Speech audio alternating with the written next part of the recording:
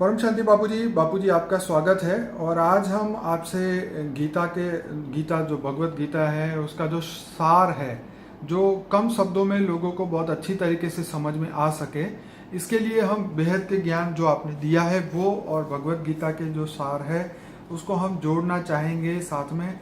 तो जब भी मनुष्य कोई भी डिसीजन ले तो ये उसकी ज्ञान की बातें जो उसके दिमाग में आए और उससे जो है वो अच्छी तरीके से डिसीजन ले सके। तो सबसे पहला जो पॉइंट है कि फीलिंग के बेस पे डिसीजन नहीं लेना चाहिए। फीलिंग माने भावना, आप बताइए। देखो, जब कोई भी मनुष्य आत्मा फीलिंग माने भावनाओं में आकर कोई भी कर्म करता है, ठीक है, कोई भी डिसीजन लेता है और कोई भी डिसीजन लेकर कोई कर्म करता है, तो भावनाओं के आधारित किया हुआ कर्म वो उसको नुकसान करने वाला हो सकता है, ठीक है, नुकसान भी करता है। इसलिए भावनाओं में नहीं आना चाहिए। आत्मा को बोला है भावातीत बनो। ज्ञान, बेहद का ज्ञान ये क्या कहता है जी। आत्मा को भावातीत बन के आत्म स्वरूप में स्थित होकर कोई डिसीजन लेना चाहिए। ठीक है, क्या होना चाहिए? डिसीजन लेने से पहले मैं जो कर्म कर रहा हूँ, ठीक है, तुम्हें कर्मयोगी बनना, आत्म स्वरूप में स्थित बनो पहले। ठीक है, तुम आत्मा हो, आत्म स्वरूप में स्थित बनो। मुझे ये कर्म करना है तो मैं ये करूं या न करूं, ठीक है। तो वो कर्म करने से पहले भावनाओं में मत आओ। चाचा मामा देह और देह के संबंधों में जो भावना है ना, जी, जी, वो भावना तुम्हें खड्डे में गिरा देगी। ठीक है। इसलिए देह और देह के सर्व संबंधों का भावनाओं में भूलकर कौन सा श्रेष्ठ कर्म है, कौन सा अच्छा कर्म है, कौन सा बुरा कर्म है, वो पहले आत्म स्वरूप में रहकर ज्ञान से सोचो। आत्म स्वरूप में रहकर ज्ञान से सोचो, ठीक है, तो तुम्हारा कर्म श्रेष्ठ कर्म बनेगा। अच्छा, जैसे बाबूजी उसमें बताया गया कि माइंड को बैलेंस करके डिसीजन ले, ज़्यादा खुश होके कि ज़्यादा दुख में डिसीजन ना ले। Avoid decision when you are in extreme emotion, मतलब जब हम एकदम भावना में होते हैं, चाहे मतलब माइंड को बैलेंस करके लेने की बात बताई गई है। देखो, कभी कभी मनुष्य आत्मा का मन एकदम खुश हो जाता है, ठीक है, तो एकदम खुश होके भी किया हुआ कोई कर्म विकर्म बन जाता है, उसको पता नहीं होता, अपसेट हो जाता। कभी कभी अपसेट हुआ है, ठीक है, ऐसी तरह अपसेट हो जाता आत्मा, ठीक है, और अपसेट होकर भी किया हुआ कर्म भी विकर्म बन जाता है। इसलिए हर परिस्थिति में भावातीत रहना है। आत्मा को क्या रहना है? मनुष्य आत्मा को क्या करना है? हमेशा जीना। आर्ट ऑफ लिविंग क्या है? जीने की जो कला है वो भावातीत रह के जीना है, भावनाओं में आके नहीं जीना है, और दुख में दुख का अनुभव नहीं करना होने देना है, ठीक है। और दुख में हो तो ऐसे परिस्थितियों में कोई डिसीजन नहीं लेना है, और सुख में भी कोई डिसीजन छक नहीं जाना है। छुक आ गया, थोड़े लोगों के पास देखा मैंने प्रैक्टिकल लाइफ में, जैसे मैं इनकम टैक्स लॉयर था, तो जब रेट केस में करता था, बहुत बड़े बड़े पैसे वाले हैं ना, जब पैसे होते थे तो ऐसे कर्म करते थे, पैसों के जोर पर ऐसे कर्म करते थे, ऐसे कर्म करते थे।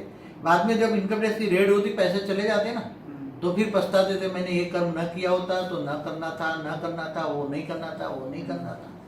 तो जब आत्मा अच्छा बुरा का अनुभव करती है, अच्छे और बुरे वक्त पे भावातीत होकर डिसीजन ले, और अच्छे बुरे वक्त पे एकदम लेवल, आत्मा का लेवल आत्म स्वरूप में होना चाहिए। आत्मा स्थित प्रज्ञ अवस्था में होनी चाहिए, हमेशा शांत रहे, स्थित रहे। इसलिए कोई डिसीजन न ऐसा ले कि कर्म बंधन हो जाए। बाबूजी, जैसे कृष्ण ने कहा है गीता में कि मन में तैरते सुख और दुख से ऊपर उठ के कर्म करो। मन में तैरते सुख और दुख से के आधार पे कोई डिसीजन ना लो। जैसे आगे है कि क्रोध या मोह माने अटैचमेंट से कोई भी डिसीजन ना ले। देखो, क्रोध और मोह और लोभ, ये सभी चीजें है ना, विकार, काम क्रोध लोभ मोह अहंकार, यानी कि वेरी जी, ये ज्ञानी तो आत्मा जब ज्ञान ये समझ जाती है कि ये काम क्रोध लोभ मोह अहंकार ये सब विकार है, और विकार युक्त कोई भी कर्म, विकारों से भरा हुआ कोई भी कर्म, लोभी पुरुष इतने दुष्कर्म करता है, लोभ लग जाता है, सही है, हाँ, तो 7 पीढ़ी तक कमाने के लिए पाप कर्म करता है। सही बात। और पाप कर्म इतना कर्म करता है, फिर जब मरते वक्त याद आता है, मैंने तो पाप कर्म करते करते करते इतना धन इकट्ठा किया, अब मेरा लड़का है ना, ये लड़का उड़ा रहा है पैसा, उसका बच्चा उड़ा रहा है, वो देखा नहीं जाता, और मेरी पूरी जिंदगी की मेहनत की कमाई उड़ा रहा है, वो मर जाता है तो वो उसी कारण वो भूत बन जाता है। क्या बनता है? मरने के बाद देखता है कि मेरे तो पैसे ये लड़का उड़ा रहा है, बुरी उल्टे काम में उड़ा रहा है, पाप कर्म कर रहा है, तो मैंने कमाया भी पाप कर्म, और मेरा जो कमाया हुआ धन वो भी पाप करने जा रहा है, तो मरा हुआ भूत भी बनकर भी अच्छा नहीं बनेगा, भूत भी सदगति नहीं हो सकती, भूत बनकर भी। तो मनुष्य तो जीते जी भी अच्छा नहीं भोग सकता और मरने के बाद भी भूत बन के दुखी होता है। ऐसे कर्म न करे। लोभी ऐसा होता है। जी ये मोह का कारण बताऊं। जी मोह किसी में मोह हो जाता है तो मरने के बाद अंतमति सोगति। किसी की गद्दी में मोह है, कोई पॉलिटिशियन मर गया, कोई प्राइम मिनिस्टर बन गया, हाँ, किसी को अच्छा काम कर रहा था, देश को इंडिपेंडेंट दिलाना चाहता था, मर गया। कोई अच्छे काम वाला भी मर गया, बुरे काम वाला भी मर गया, मगर मोह था गद्दियों में, बच्चों में, देह और देह के संबंधियों में मर गया। पूरी जिंदगी मोह के कारण वो कर्म, बुरे कर्म करता रहा, पाप कर्म करता रहा। मरने के बाद अंतमति सोगति। भूत बनने के बाद भी वो उसकी कुर्सी की लालसा रहेगी, पॉलिटिकल लालसा रहेगी, राजा बनने की लालसा, जो भी पहले राजा भी कुर्सी पे बन जाके भूत प्रेत बन जाते थे। इसलिए अंतमति सोगति का ख्याल करो कि मेरी भी मरने के बाद भी सदगति नहीं होगी। मैं अच्छे कर्म करूं तो अच्छे कर्म करने के लिए आत्मज्ञान चाहिए, आत्मस्वरूप की अनुभूति चाहिए और आत्मा में पावर चाहिए। इसलिए कोई भी ऐसा कामी, क्रोधी, लालची, कामी, क्रोधी, लालची, इनसे भक्ति ना हो, ये भक्ति भी नहीं कर सकते।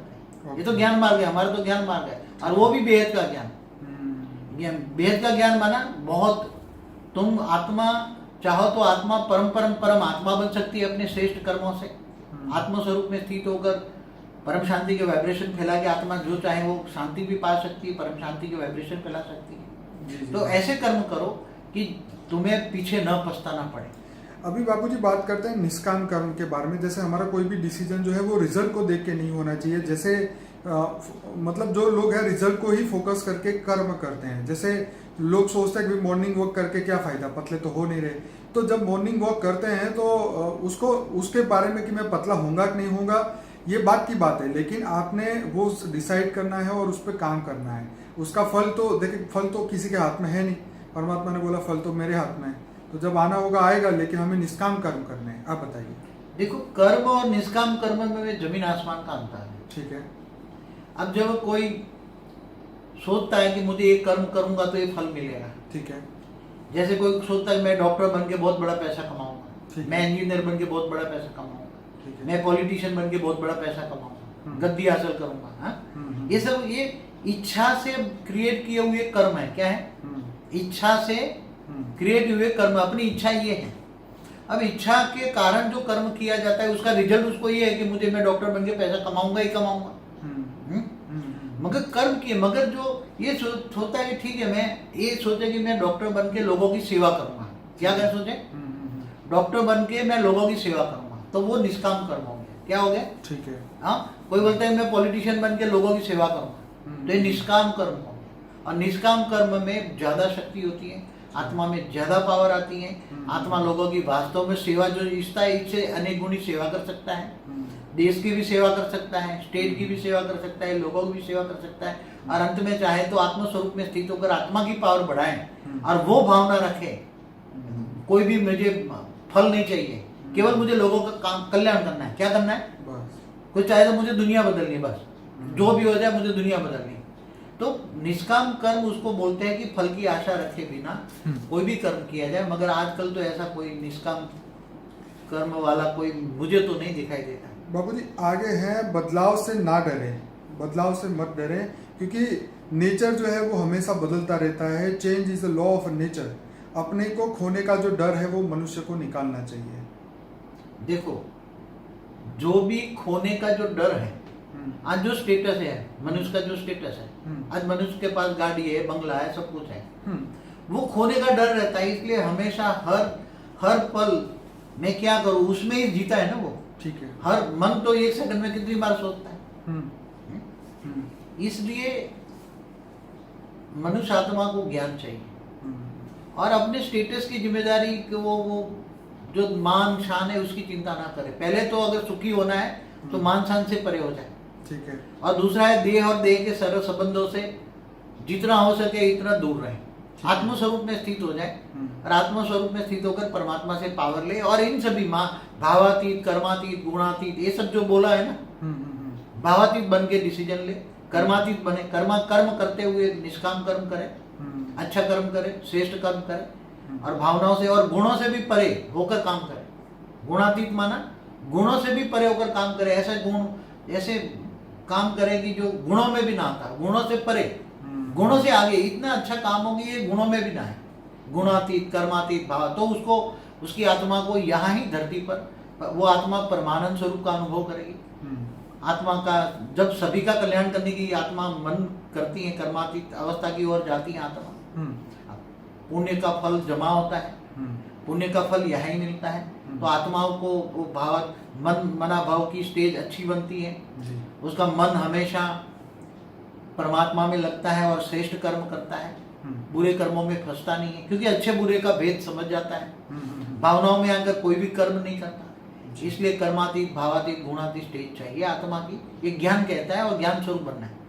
बाबूजी आगे हैं, belief and faith are most important, without faith is useless. मतलब हमारा जो भी हम डिसीजन ले रहे हैं या हम जीवन जी रहे हैं, उस पे परमात्मा पे जो बिलीफ है और जो फेथ, जो परमात्मा भी नहीं पर हम जो काम करने वाले हैं उस पे बिलीफ होना चाहिए, हमें विश्वास होना चाहिए और उसके सत्य के साथ हमें चलना चाहिए, तो वो जो हमारा डिसीजन है, जो हम कर्म करने वाले हैं, वो सार्थक होगा।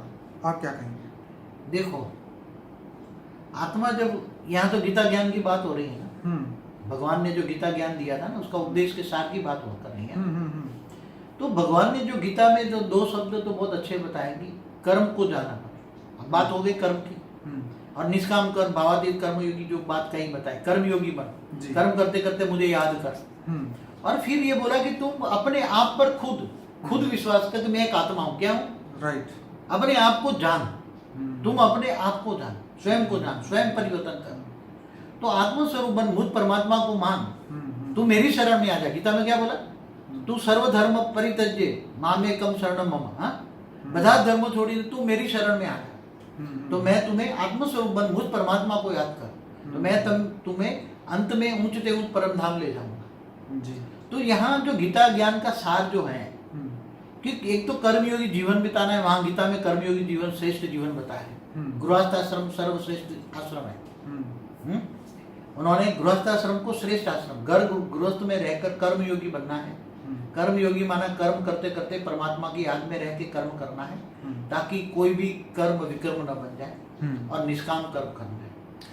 बाबूजी यहाँ पे उन्होंने एक आगे बहुत बढ़िया बात कही थी कि हे अर्जुन, तू सामान्य मनुष्य की तरह बिहेव मत कर, माने सामान्य मनुष्य की तरह कर्म मत कर, क्योंकि तू एक श्रेष्ठ व्यक्ति है और आने वाले समय में लोग तुझे फॉलो करेंगे। तो जो श्रेष्ठ व्यक्ति का जो आचरण है वो सामान्य मनुष्य के लिए बहुत बड़ा उदाहरण बन जाता है।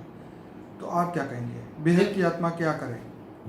देखो अर्जुन माना बेहद की आत्मा है, ठीक है, बेहद की ज्ञानी आत्मा है, जिनको बेहद का विश्व का ज्ञान है जी, बेहद का विश्व परिवर्तन का ज्ञान है, ठीक है, वो बेहद की आत्मा है। साधारण आत्मा जैसा पर वो आचरण करेगी, साधारण मनुष्य जो करते हैं वही आचरण करेगी, तो वो उसको बेहद की आत्मा कहेंगे।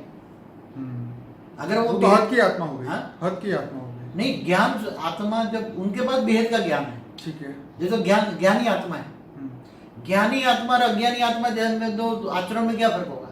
कोई फर्क नहीं।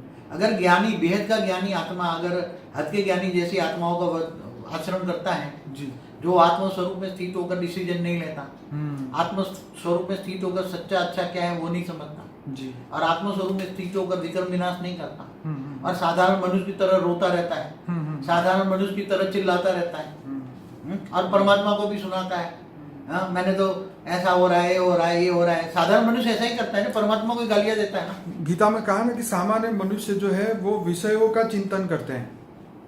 साधारण मनुष्य के अंदर विषय विकार इतना है, इसलिए क्या लिखा, विषय विकार मिटाओ देवा पाप हरो देवा। जब विषय विकार मिटता है, जब आत्म स्वरूप का ज्ञान होता है, आत्म परमात्मा की प्राप्ति होती है, तब विषय विकार हट जाता है, तो आत्मा में पाप हट जाता है ना। मगर जो विषय विकार माना उसमें ये आ गया ना, विषय विकार का चिंतन करना माना क्या हो गया, कामी क्रोधी लोभी मोही अहंकारी ये अपना ही आचरण करेंगे, तो ज्ञान तो ये जानता है ना, ज्ञान मतलब शरीर के भाव को खत्म करना और आत्मा के भाव को बढ़ाना। यहाँ तो बेहद का ज्ञान है, आत्म स्वरूप में स्थित रह के काम करे, कर्मयोगी जीवन बिताए, देहभान को खत्म करे, मानसान से परे हो जाए, मानसान से परे हो जाए, आत्म स्वरूप में स्थित होकर लाइफ की बॉडी का अनुभव करे, आत्म स्वरूप का स्थित होकर, और उसका लक्ष्य सामने रखे। क्या उसका जीने का लक्ष्य क्या है? कर्मातीत अवस्था पाना है, स्व परिवर्तन करके विश्व परिवर्तन करना है जी। ये लक्ष्य होगा तो वो ये साधारण आचरण से बच जाएगा। बापूजी आगे उन्होंने ये बताया कि जो चीज़ समाज के लिए अच्छी नहीं है वो आपके लिए भी अच्छी नहीं हो सकती। देखो, कोई भी मनुष्य हम्म, विकार युक्त जीवन जीता है, हम्म, वो संसार के लिए पूरी दुनिया के लिए अच्छा होगा। हम्म, जैसे कोई विकारी है, विकारी संकल्प डालता है। हम्म, हम्म, मैं आपको एक एग्जांपल दूं, प्रैक्टिकल हम्म। ज्ञान के, भेद के ज्ञान के आधार से। हम्म, कोई एक विकारी यहाँ बैठा है हम्म, और इसकी पत्नी अमेरिका में है, ठीक है, और यहाँ नेगेटिव देहभान के, काम विकार के वो संकल्प डालता रहता है। ठीक है, हाँ? तो उसके संकल्प अमृता तक जा रहे हैं, बहुत बहुत पावरफुल संकल्प डाल रहा है, बहुत पावरफुल संकल्प डाल रहा है। तो विकारों में पावर है ना, नेगेटिविटी ज्यादा है, तो वो संकल्प, काम विकार के संकल्प पूरा वायुमंडल को क्रॉस करते करते अमृता तक उसकी वायु को टच करेगा ना। हाँ? तो पूरा वायुमंडल को उसने दूषित किया ना। हाँ? अपने विकारों के पीछे पूरा वायुमंडल को दूषित किया ना। तो वो वायुमंडल की रेत फैलते फैलते फैलते फैलते, जिसको ये संकल्प टच होगा वायुमंडल में, उसको भी काम विकारी बना देगा ना। क्रोधी है तो आग में जलेगा, तो दूसरों को वायुमंडल में क्रोध फैल जाएगा। लोभी, मोही, जो भी वाइब्रेशन है विकारों को, तो विकार तो मनुष्य को, खुद को भी जलाते हैं और सारे संसार को, वायुमंडल को खत्म करते हैं, वायुमंडल को खराब करते हैं। और वायुमंडल जब खराब होता है तो सारी सृष्टि खराब होती है। तो वायुमंडल दूषित होने का कारण, सृष्टि को दूषित होने का कारण क्या है? सतयुग, त्रेता, द्वापर, कलयुग में फर्क क्या है? सतयुग में ऐसे वाइब्रेशन नहीं होते, लोगों की सोच ऐसी नहीं होती, तो वायुमंडल ठीक होता है, अच्छा होता है।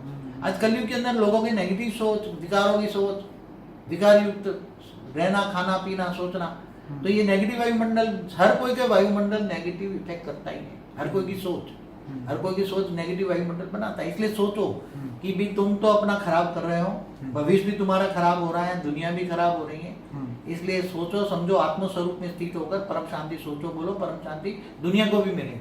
तुम्हें तो मिलेगी, दुनिया को भी मिलेगी। बाबू जी आगे है, परमात्मा पे विश्वास रखिए और उनको हमेशा थैंक्स कहते रहिए। ग्रेटिट्यूड परमात्मा के प्रति आपका होना चाहिए। परमात्मा को प्रेम करते रहिए और परमात्मा की याद में डिसीजन लीजिए और ऑलमाइटी अथॉरिटी पे हमेशा से के लिए ट्रस्ट रखिए। देखो, खुद को पहले जब आत्मस्वरूप में खुद पे, स्वयं पे पहचान होगी, खुद की स्वयं की पहचान, आत्मस्वरूप, और ऑलमाइटी अथॉरिटी को जानेगा, ज्ञान से जानेगा। कैसे जानेगा? गीता में कहा है कि मैं जब तक ध्यान योग से नहीं मिलता, मैं ज्ञान से मिलता हूँ, और मुझे ज्ञानी तू आत्मा विशेष प्रिय है। इसलिए हर पल ज्ञान का चिंतन करे, आत्मस्वरूप में स्थित रहकर कर्मयोगी जीवन बिताएगा, तो आत्मा बहुत अच्छी बनेगी। ज्यादा तो अब बोल दिया है, जो कहना था सब कुछ कह दिया है जी। इसलिए अब ज्यादातर तो क्या कहूँ, अब इससे आगे बाबू जी मैं यही कहूँगा कि ये जो 10 जो हमने बातें बताई है, ये डिसीजन मेकिंग, ये फ्रॉम भगवत गीता है। ये हमें वहाँ से ये सीख मिलती है कि सामान्य मनुष्य को किस तरीके से जीवन जीना चाहिए, क्या सोचना चाहिए। पर मैं यहाँ अपने श्रोताओं को बताऊंगा कि बापूजी ने जो ज्ञान दिया है, बेहद के विश्व को बदलने का ज्ञान दिया है, आत्मा में से बेहद की परमात्मा बनने का ज्ञान दिया है। और हमारा एक टाइम ट्रैवल के ऊपर जो वीडियो आया है वो खास जरूर से देखिए, क्योंकि ये जो ज्ञान ऐसा है जो आत्मा को अपने सोर्स पे वापस लेके जाने का ज्ञान बापूजी ने दिया है।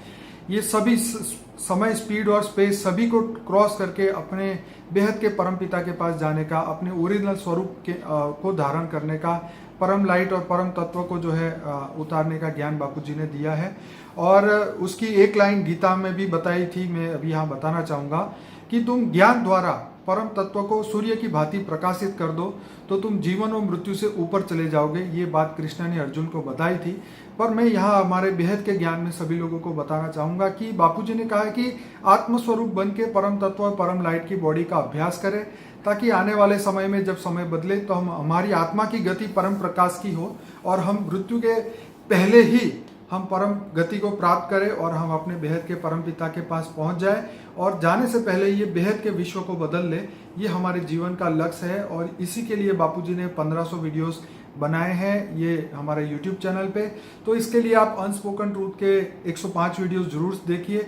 फॉर द बिगिनर प्लेलिस्ट के 16 वीडियोस जरूर देखिए। ये आपके जीवन को, आपके विचार को बदल सकते हैं और इसके लिए जो हम विश्व को बदलना, परम शांति फैलाना चाहते हैं, उसमें आप हमारी मदद कीजिए। इस वीडियो को लाइक करें, शेयर करें, कमेंट करें, ज़्यादा से ज़्यादा लोगों तक पहुँचाएं। कुछ और कहेंगे बाबू? बस सभी आत्मा, ज्ञानी तो आत्मा बनकर, आत्मस्वरूप में बनकर स्व परिवर्तन से विश्व परिवर्तन करे। मेरा वीडियो अच्छा है, स्व परिवर्तन से विश्व परिवर्तन। जी बाबू, परम शांति। परम शांति बापू जी, बहुत बहुत धन्यवाद।